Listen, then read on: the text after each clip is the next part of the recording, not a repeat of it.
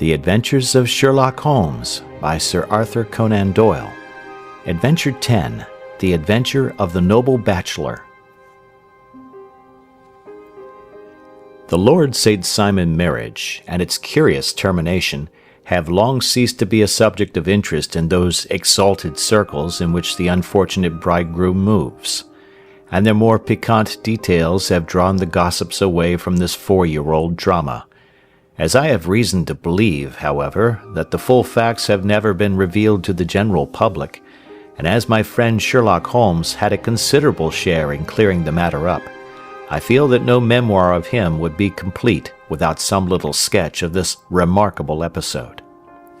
It was a few weeks before my own marriage, during the days when I was still sharing rooms with Holmes in Baker Street, that he came home from an afternoon stroll to find a letter on the table waiting for him.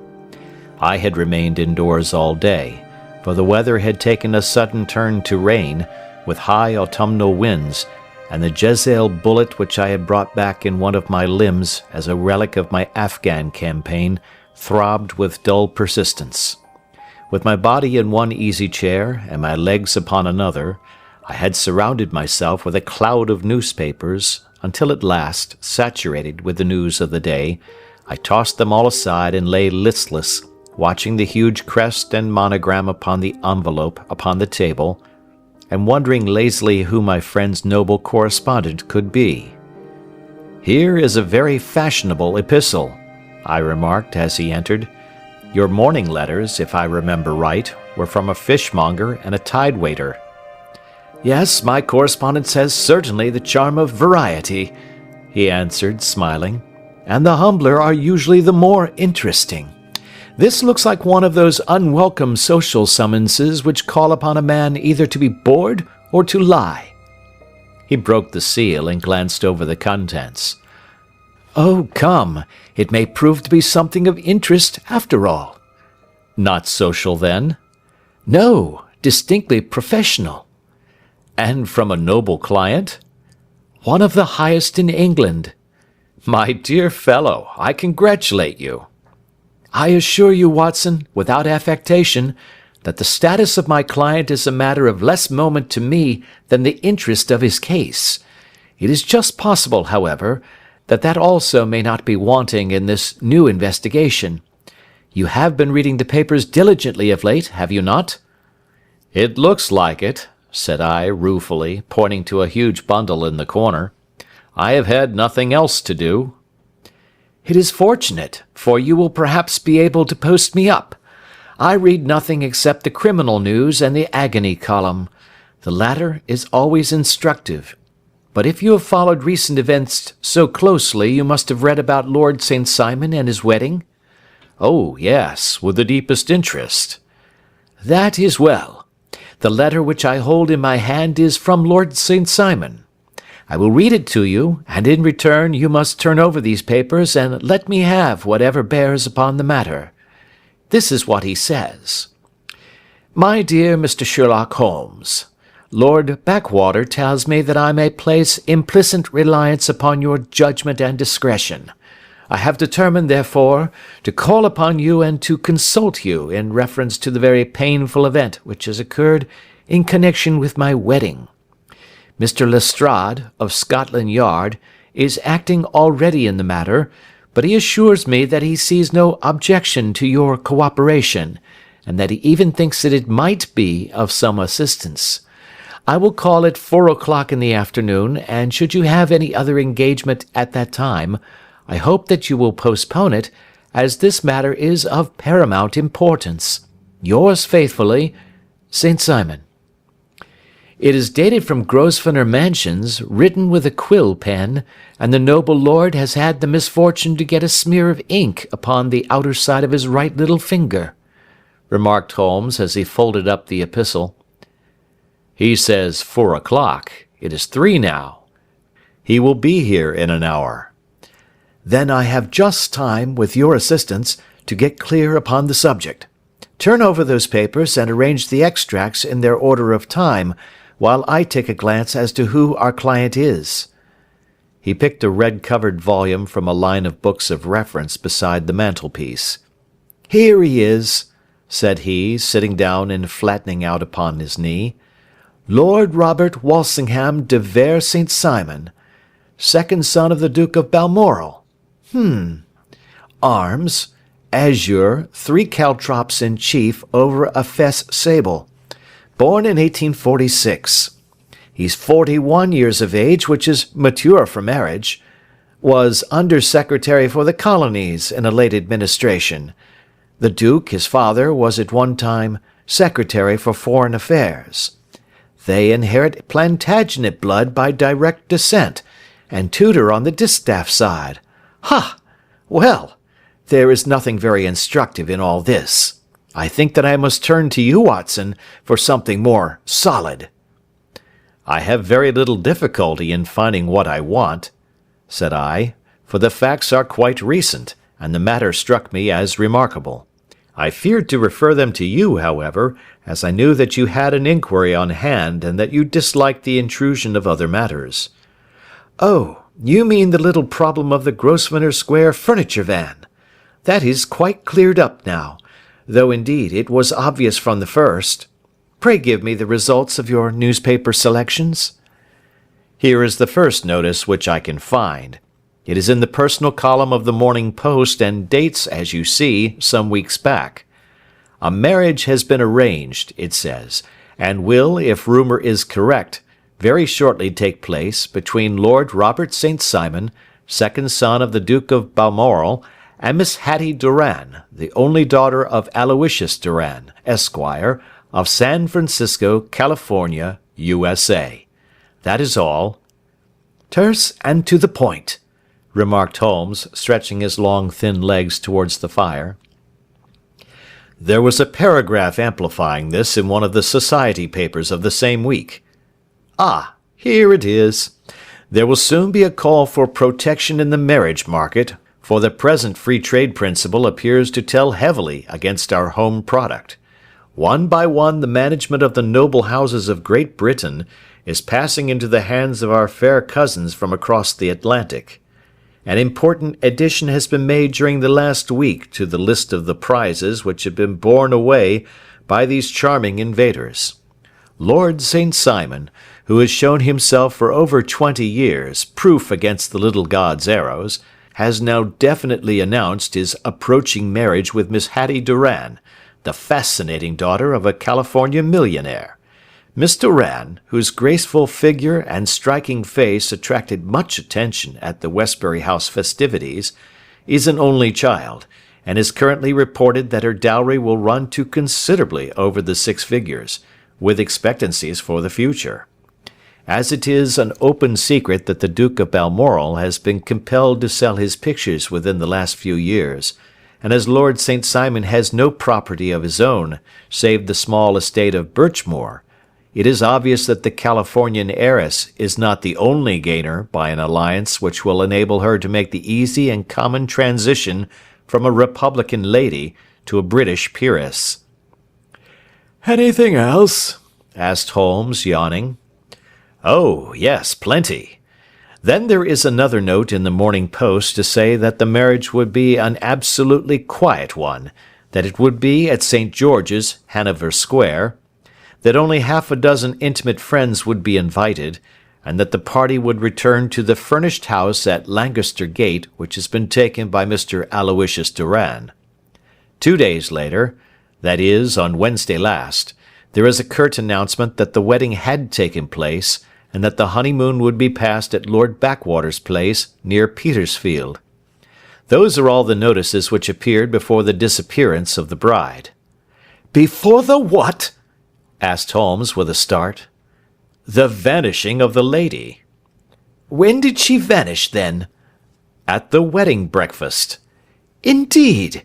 This is more interesting than it promised to be. Quite dramatic, in fact." "Yes, it struck me as being a little out of the common." "They often vanish before the ceremony, and occasionally during the honeymoon, but I cannot call to mind anything quite so prompt as this. Pray let me have the details." "I warn you that they are very incomplete." "Perhaps we might make them less so." Such as they are set forth in a single article of a morning paper of yesterday, which I will read to you.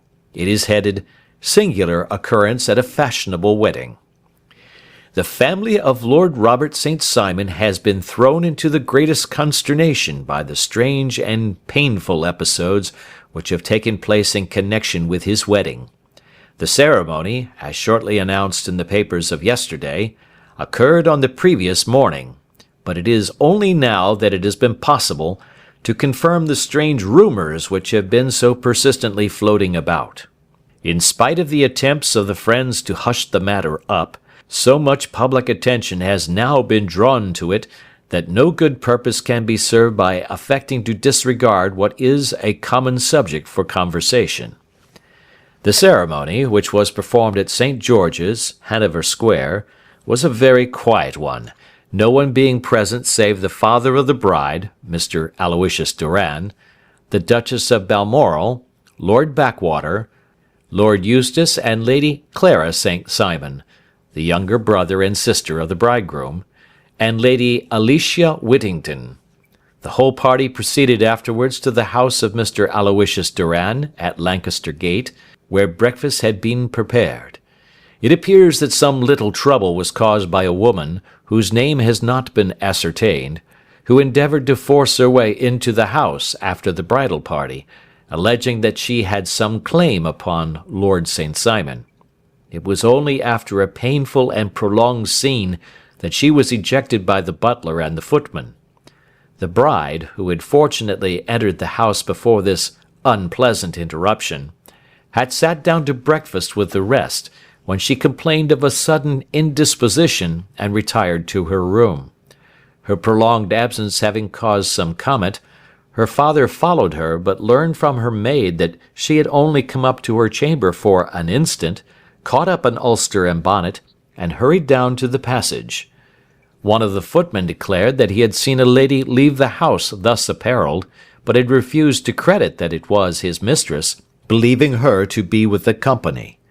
On ascertaining that his daughter had disappeared, Mr. Aloysius Doran, in conjunction with the bridegroom, instantly put themselves in communication with the police, and very energetic inquiries are being made, which will probably result in a speedy clearing up of this very singular business. Up to a late hour last night, however, nothing had transpired as to the whereabouts of the missing lady. There are rumors of foul play in the matter, and it is said that the police have caused the arrest of the woman who had caused the original disturbance, in the belief that, from jealousy or some other motive, she may have been concerned in the strange disappearance of the bride. And is that all? Only one little item in another of the morning papers, but it is a suggestive one. And it is that Miss Flora Millar, the lady who had caused the disturbance, has actually been arrested. It appears that she was formerly a danseuse at the Allegro, and that she has known the bridegroom for some years. There are no further particulars, and the whole case is in your hands now, so far as it has been set forth in the public press. And an exceedingly interesting case it appears to be. I would not have missed it for worlds. But there is the ring at the bell, Watson, and as the clock makes it a few minutes after 4, I have no doubt that this will prove to be our noble client.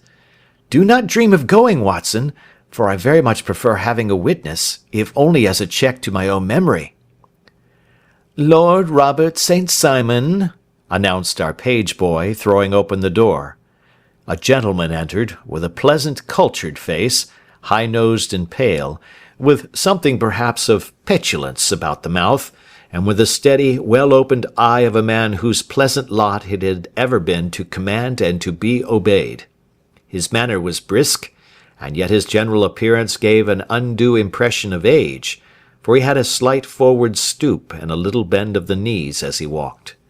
His hair, too, as he swept off his very curly-brimmed hat, was grizzled round the edges and thin upon the top. As to his dress, it was careful to the verge of foppishness, with high collar, black frock-coat, white waistcoat, yellow gloves, patent leather shoes, and light-coloured gaiters. He advanced slowly into the room, turning his head from left to right, and swinging in his right hand the cord which held his golden eyeglasses. "Good day, Lord St. Simon," said Holmes, rising and bowing. "Pray take the basket chair. This is my friend and colleague, Dr. Watson. Draw up a little to the fire, and we will talk this matter over."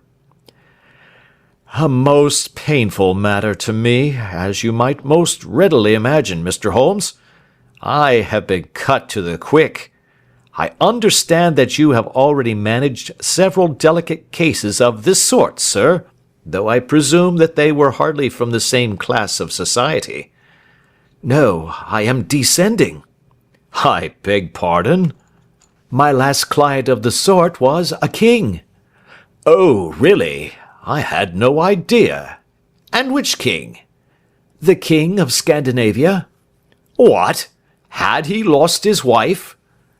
"You can understand," said Holmes suavely, "that I extend to the affairs of my other clients the same secrecy which I promised to you in yours." "Of course. Very right. Very right. I'm sure I beg pardon. As to my own case, I am ready to give you any information which may assist you in forming an opinion." "Thank you. I have already learned all that is in the public prints, nothing more. I presume that I may take it as correct, this article, for example, as to the disappearance of the bride?" Lord St. Simon glanced over it.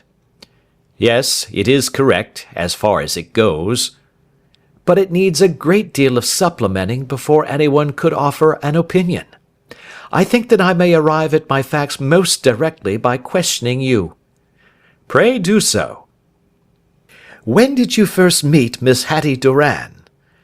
"In San Francisco, a year ago." "You were traveling in the States?" "Yes." "Did you become engaged then?" "No." "But you were on a friendly footing?" "I was amused by her society, and she could see that I was amused." "Her father is very rich?" "He is said to be the richest man on the Pacific slope." "And how did he make his money?" "In mining. He had nothing a few years ago. Then he struck gold, invested it, and came up by leaps and bounds." "Now, what is your own impression as to the young lady's, your wife's, character?" The nobleman swung his glasses a little faster and stared down into the fire. "You see, Mr. Holmes," said he, "my wife was 20 before her father became a rich man. During that time she ran free in a mining camp, and wandered through woods or mountains, so that her education has come from nature rather than from the schoolmaster. She is what we call in England a tomboy, with a strong nature, wild and free, unfettered by any sort of traditions. She is impetuous. Volcanic, I was about to say. She is swift in making up her mind, and fearless in carrying out her resolutions. On the other hand, I would not have given her the name which I have the honour to bear," he gave a little stately cough, "had I not thought her to be at bottom a noble woman. I believe that she is capable of heroic self-sacrifice, and that anything dishonourable would be repugnant to her." "Have you her photograph?" "I brought this with me." He opened a locket and showed us the full face of a very lovely woman. It was not a photograph, but an ivory miniature, and the artist had brought out the full effect of the lustrous black hair, the large dark eyes, and the exquisite mouth. Holmes gazed long and earnestly at it. Then he closed the locket and handed it back to Lord St. Simon. "The young lady came to London, then, and you renewed your acquaintance?" "Yes, her father brought her over for this last London season. I met her several times, became engaged to her, and have now married her." "She brought, I understand, a considerable dowry?" "A fair dowry, not more than is usual in my family." "And this, of course, remains to you, since the marriage is a fait accompli?" I really have made no inquiries on the subject. Very naturally not. Did you see Miss Doran on the day before the wedding? Yes. Was she in good spirits? Never better. She kept talking of what we should do in our future lives. Indeed, that is very interesting. And on the morning of the wedding? She was as bright as possible, at least until after the ceremony. And did you observe any change in her then? Well, to tell the truth, I saw then the first signs that I had ever seen, that her temper was just a little sharp. The incident, however, was too trivial to relate, and can have no possible bearing upon the case. Pray let us have it for all that. Oh, it is childish. She dropped her bouquet as we went towards the vestry. She was passing the front pew at the time, and it fell over into the pew. There was a moment's delay, but the gentleman in the pew handed it up to her again, and it did not appear to be the worse for the fall. Yet when I spoke to her of the matter, she answered me abruptly, and in the carriage on our way home she seemed absurdly agitated over this trifling cause. Indeed, you say that there was a gentleman in the pew. Some of the general public were present, then? Oh, yes, it is impossible to exclude them when the church is open. This gentleman was not one of your wife's friends? No, no. I call him a gentleman by courtesy, but he was quite a common-looking person. I hardly noticed his appearance. But really I think that we are wandering rather far from the point.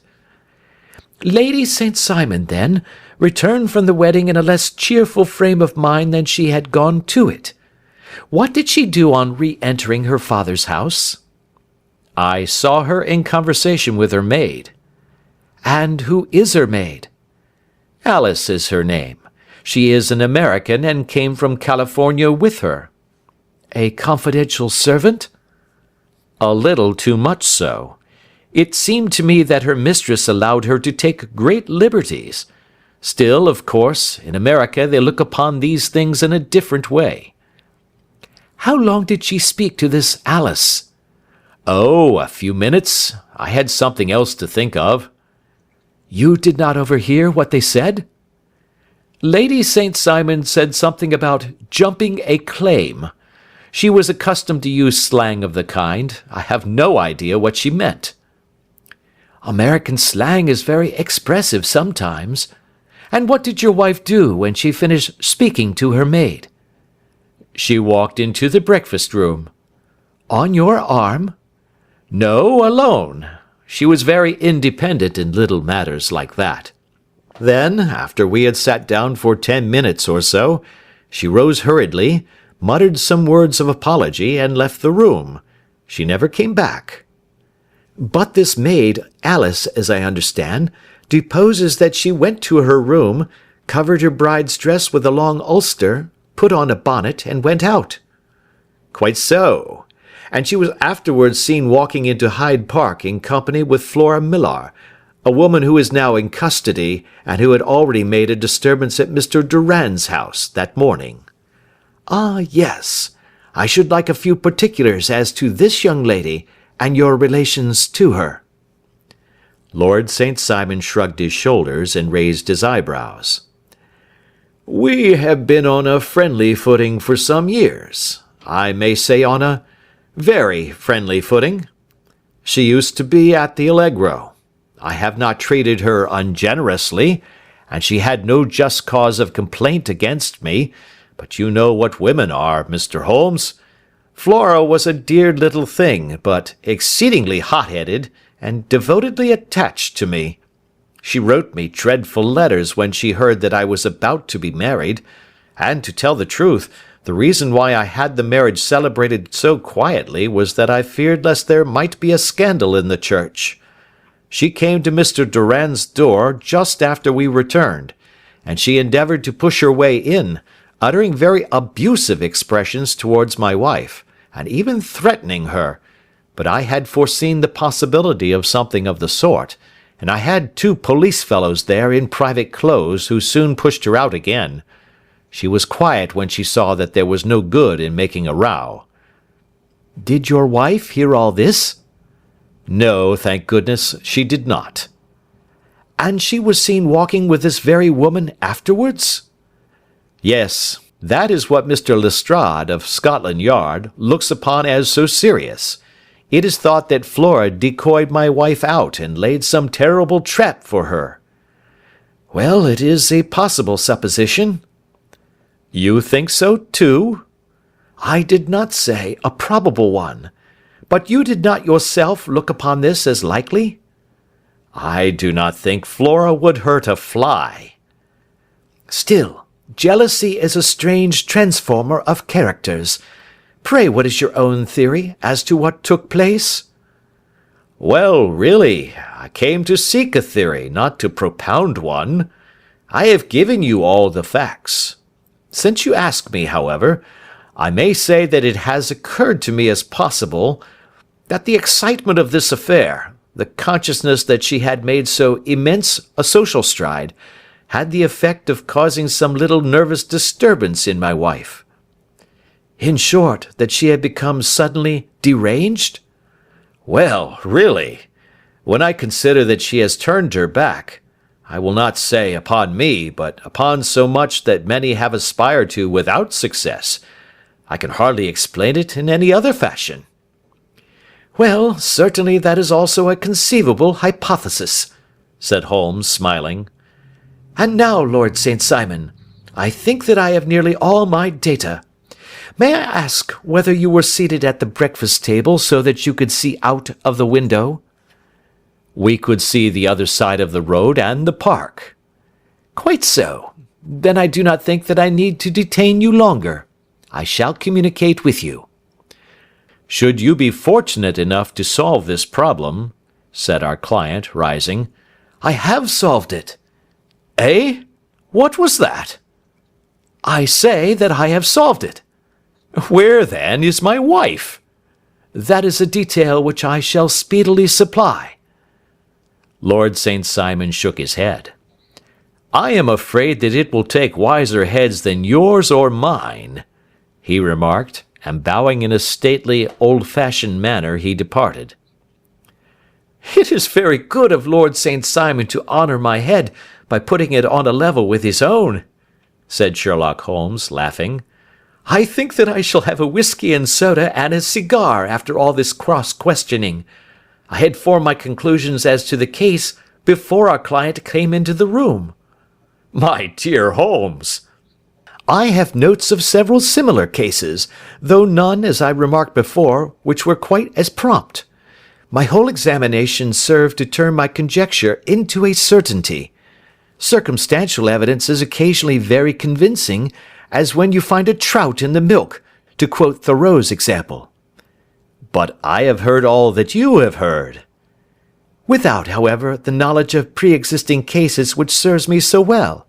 There was a parallel instance in Aberdeen some years back, and something on very much the same lines at Munich the year after the Franco-Prussian War. It is one of these cases. But hello, here is Lestrade. Good afternoon, Lestrade. You will find an extra tumbler upon the sideboard, and there are cigars in the box." The official detective was attired in a pea-jacket and cravat, which gave him a decidedly nautical appearance, and he carried a black canvas bag in his hand. With a short greeting he seated himself and lit the cigar which had been offered to him. "What's up, then?" asked Holmes, with a twinkle in his eye. "You look dissatisfied." "And I feel dissatisfied. It is this infernal St. Simon marriage case. I can make neither head nor tail of the business." "Really, you surprise me." "Who ever heard of such a mixed affair? Every clue seems to slip through my fingers. I have been at work upon it all day." "And very wet it seems to have made you," said Holmes, laying his hand upon the arm of the pea-jacket. "Yes, I have been dragging the Serpentine." "In heaven's name, what for?" "In search of the body of Lady St. Simon." Sherlock Holmes leaned back in his chair and laughed heartily.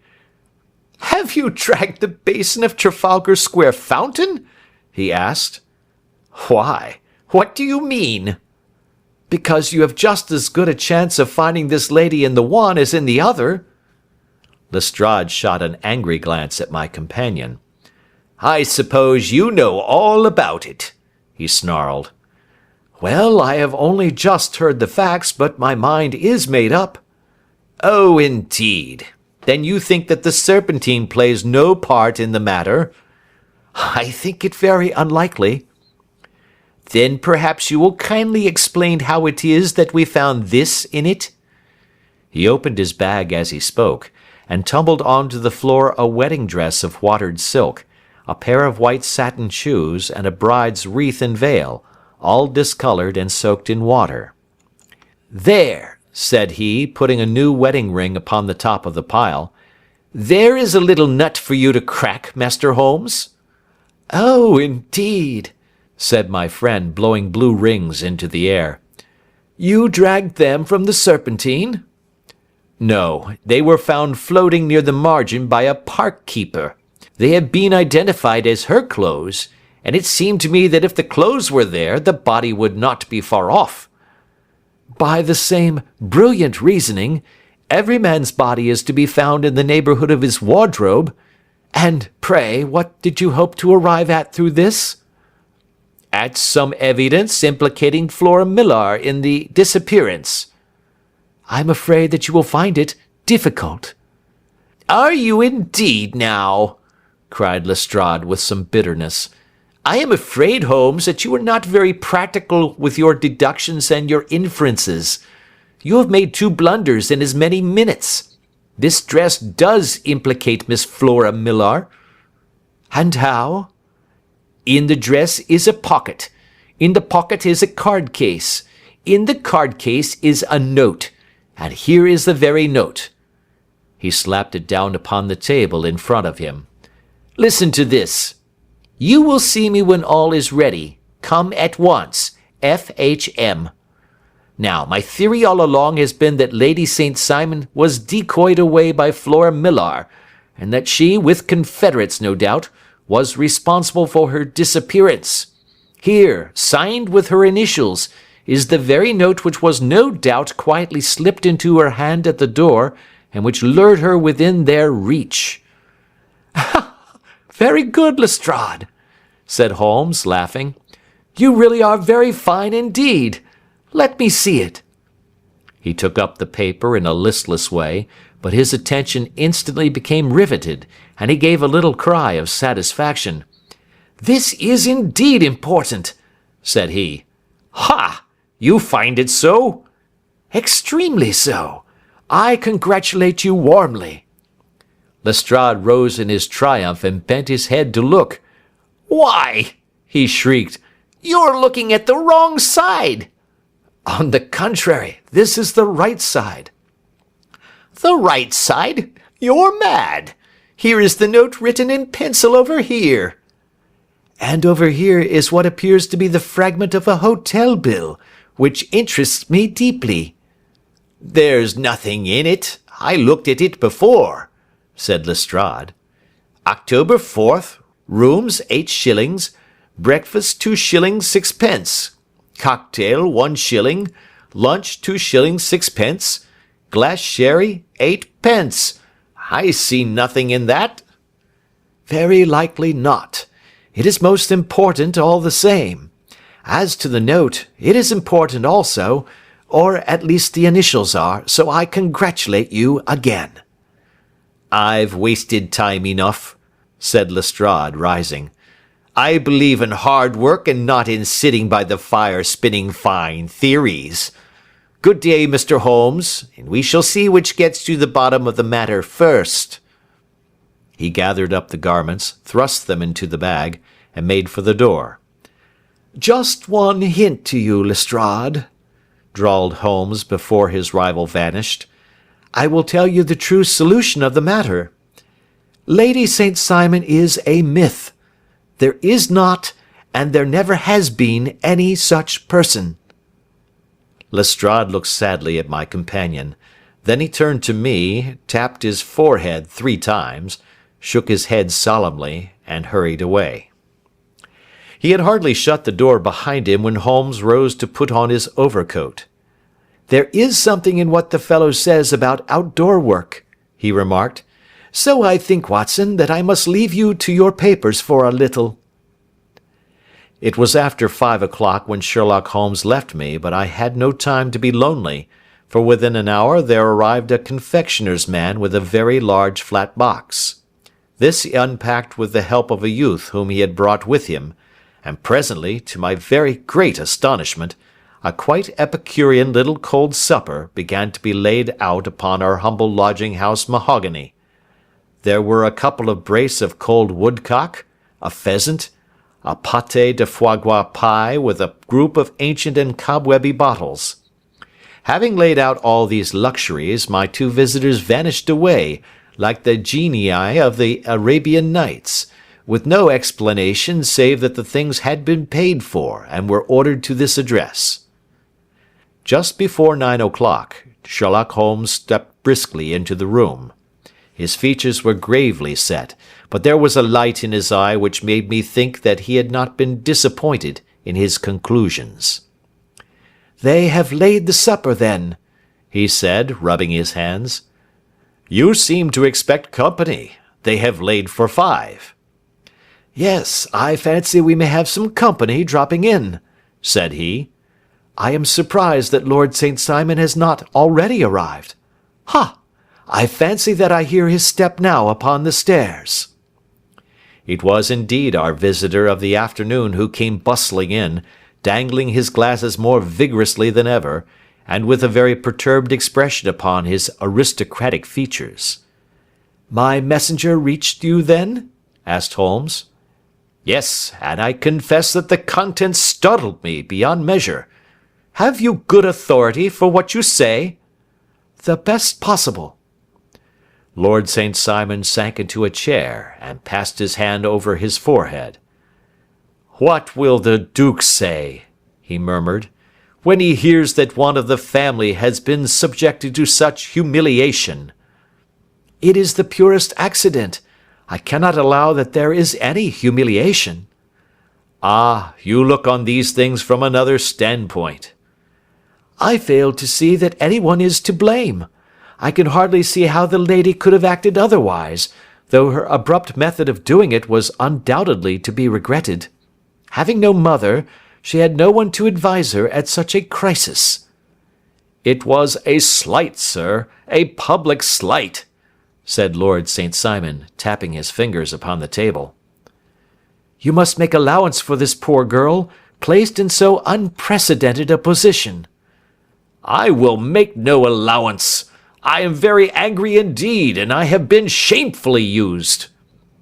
"I think that I heard a ring," said Holmes. "Yes, there are steps on the landing. If I cannot persuade you to take a lenient view of the matter, Lord St. Simon, I have brought an advocate here who may be more successful." He opened the door and ushered in a lady and gentleman. "Lord St. Simon," said he, "allow me to introduce you to Mr. and Mrs. Francis Hay Moulton. The lady, I think, you have already met." At the sight of these newcomers, our client had sprung from his seat and stood very erect, with his eyes cast down and his hand thrust into the breast of his frock-coat, a picture of offended dignity.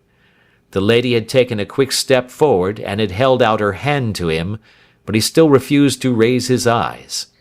It was as well for his resolution, perhaps, for her pleading face was one which it was hard to resist. "You're angry, Robert," said she. "Well, I guess you have every cause to be." "Pray make no apology to me," said Lord St. Simon bitterly. "Oh, yes, I know that I have treated you real bad and that I should have spoken to you before I went, but I was kind of rattled, and from the time when I saw Frank here again, I just didn't know what I was doing or saying. I only wonder I didn't fall down and do a faint right there before the altar. Perhaps, Mrs. Moulton, you would like my friend and me to leave the room while you explain this matter?" "If I may give an opinion," remarked the strange gentleman, "we've just had a little too much secrecy over this business already. For my part, I should like all Europe and America to hear the rights of it." He was a small, wiry, sunburnt man, clean-shaven, with a sharp face and alert manner. "Then I'll tell our story right away," said the lady. "Frank here and I met in '84, in McQuire's camp near the Rockies, where Pa was working a claim. We were engaged to each other, Frank and I, but then one day Father struck a rich pocket and made a pile, while poor Frank here had a claim that petered out and came to nothing. The richer Pa grew, the poorer was Frank, so at last Pa wouldn't hear of our engagement lasting any longer, and he took me away to Frisco. Frank wouldn't throw up his hand, though, so he followed me there, and he saw me without Pa knowing anything about it. It would only have made him mad to know, so we just fixed it all up for ourselves. Frank said that he would go and make his pile too, and never come back to claim me until he had as much as Pa. So then I promised to wait for him to the end of time, and pledged myself not to marry anyone else while he lived. 'Why shouldn't we be married right away then?' said he, 'and then I will feel sure of you, and I won't claim to be your husband until I come back.' Well, we talked it over, and he had fixed it all up so nicely, with a clergyman all ready and waiting, that we just did it right there, and then Frank went off to seek his fortune, and I went back to Pa. The next I heard of Frank was that he was in Montana, and then he went prospecting in Arizona, and then I heard of him from New Mexico. After that came a long newspaper story about how a miners' camp had been attacked by Apache Indians, and there was my Frank's name among the killed. I fainted dead away, and I was very sick for months after. Pa thought I had a decline and took me to half the doctors in Frisco. Not a word of news came for a year and more, so that I never doubted that Frank was really dead. Then Lord St. Simon came to Frisco, and we came to London, and a marriage was arranged, and Pa was very pleased, but I felt all the time that no man on this earth would ever take the place in my heart that had been given to my poor Frank. Still, if I had married Lord St. Simon, of course I'd have done my duty by him. We can't command our love, but we can our actions. I went to the altar with him with the intention to make him just as good a wife as it was in me to be. But you may imagine what I felt when, just as I came to the altar rails, I glanced back and saw Frank standing and looking at me out of the first pew. I thought it was his ghost at first, but when I looked again, there he was still, with a kind of question in his eyes, as if to ask me whether I was glad or sorry to see him. I wonder I didn't drop. I know that everything was turning round, and the words of the clergyman were just like the buzz of a bee in my ear. I didn't know what to do. Should I stop the service and make a scene in the church? I glanced at him again, and he seemed to know what I was thinking, for he raised his finger to his lips to tell me to be still. Then I saw him scribble on a piece of paper, and I knew that he was writing me a note. As I passed his pew on the way out, I dropped my bouquet over to him, and he slipped the note into my hand when he returned me the flowers. It was only a line asking me to join him when he made the sign to me to do so. Of course I never doubted for a moment that my first duty was now to him, and I determined to do just whatever he might direct. When I got back I told my maid, who had known him in California, and had always been his friend. I ordered her to say nothing but to get a few things packed and my ulster ready. I know I ought to have spoken to Lord St. Simon, but it was dreadful hard before his mother and all those great people. I just made up my mind to run away and explain afterwards. I hadn't been at the table 10 minutes before I saw Frank out of the window at the other side of the road. He beckoned to me and then began walking into the park. I slipped out, put on my things, and followed him. Some woman came talking something or other about Lord St. Simon to me. Seemed to me from the little I heard as if he had a little secret of his own before marriage also. But I managed to get away from her, and soon overtook Frank. We got into a cab together, and away we drove to some lodgings he had taken in Gordon Square, and that was my true wedding after all those years of waiting. Frank had been a prisoner among the Apaches, had escaped, come on to 'Frisco, found that I had given him up for dead and had gone to England, followed me there, and had come upon me at last on the very morning of my second wedding." "I saw it in a paper," explained the American. "It gave the name in the church, but not where the lady lived." Then we had a talk as to what we should do, and Frank was all for openness. But I was so ashamed of it all that I felt as if I should like to vanish away and never see any of them again. Just sending a line to Pa, perhaps, to show him that I was alive. It was awful to me to think of all those lords and ladies sitting round that breakfast table and waiting for me to come back. So Frank took my wedding clothes and things and made a bundle of them, so that I should not be traced, and dropped them away somewhere where no one could find them.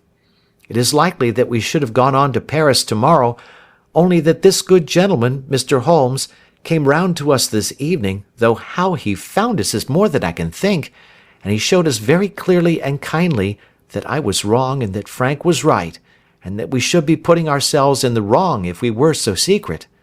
Then he offered to give us a chance of talking to Lord St. Simon alone, and so we came right away round to his rooms at once.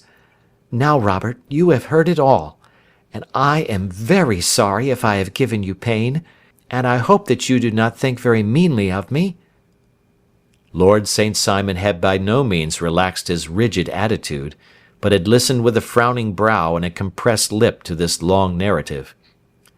"Excuse me," he said, "but it is not my custom to discuss my most intimate personal affairs in this public manner." "Then you won't forgive me? You won't shake hands before I go?" "Oh, certainly, if it would give you any pleasure." He put out his hand and coldly grasped that which she extended to him. "I had hoped," suggested Holmes, "that you would have joined us in a friendly supper."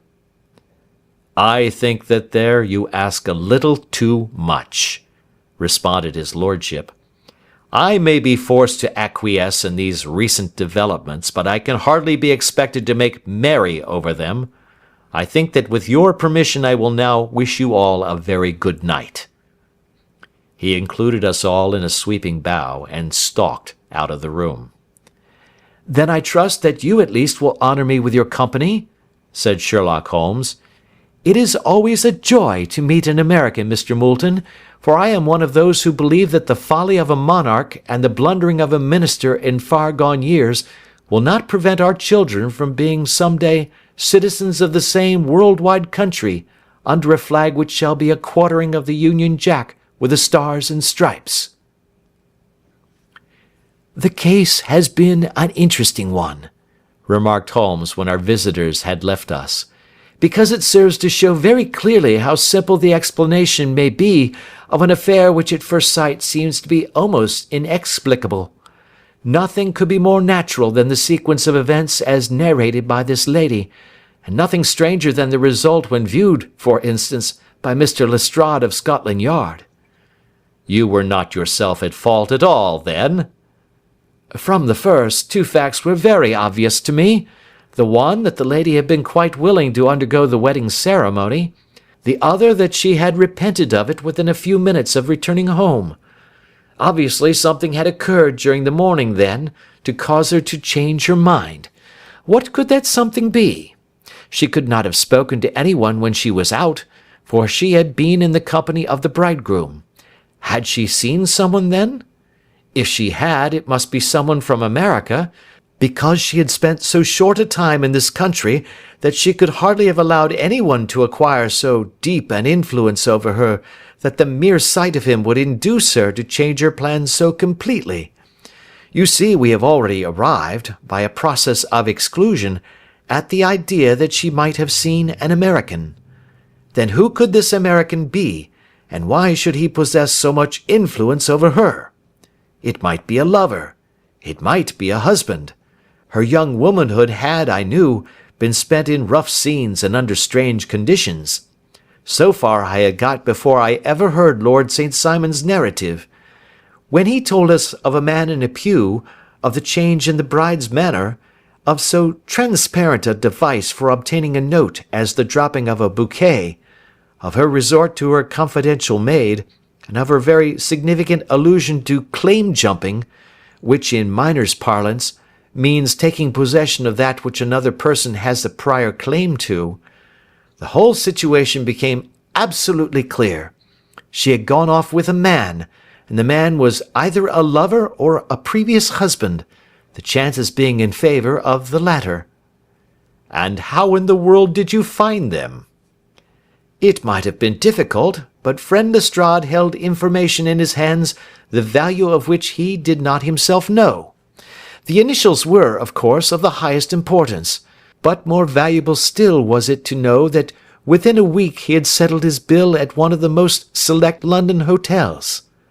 How did you deduce the select? By the select prices. 8 shillings for a bed and 8p for a glass of sherry pointed to one of the most expensive hotels. There are not many in London which charge at that rate. In the second one which I visited in Northumberland Avenue, I learned by an inspection of the book that Francis H. Moulton, an American gentleman, had left only the day before, and on looking over the entries against him, I came upon the very items which I had seen in the duplicate bill. His letters were to be forwarded to 226 Gordon Square, so thither I travelled, and being fortunate enough to find the loving couple at home, I ventured to give them some paternal advice, and to point out to them that it would be better in every way that they should make their position a little clearer both to the general public and to Lord St. Simon in particular. I invited them to meet him here, and as you see, I made him keep the appointment. But with no very good result, I remarked. His conduct was certainly not very gracious. Ah, Watson, said Holmes, smiling, perhaps you would not be very gracious either, if, after all the trouble of wooing and wedding, you found yourself deprived in an instant of wife and of fortune. I think that we may judge Lord St. Simon very mercifully, and thank our stars that we are never likely to find ourselves in the same position. Draw your chair up, and hand me my violin, for the only problem we have still to solve is how to while away these bleak autumnal evenings. End of Adventure 10.